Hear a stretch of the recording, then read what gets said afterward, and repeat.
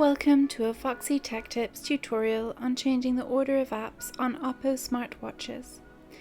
If you find this tutorial helpful, please consider subscribing to my channel and liking the video.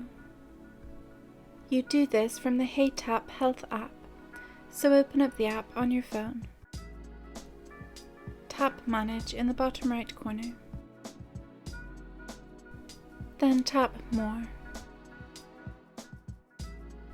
Tap Preferences.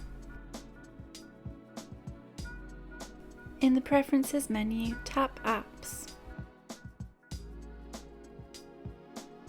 Here is a list of all the apps on your watch. To reorder them, hold down on the three lines to the right of an app. Then drag the app to the location that you would like.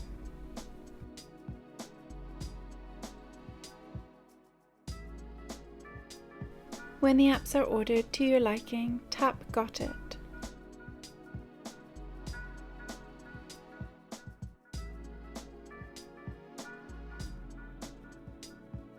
The apps will now be reordered on your watch.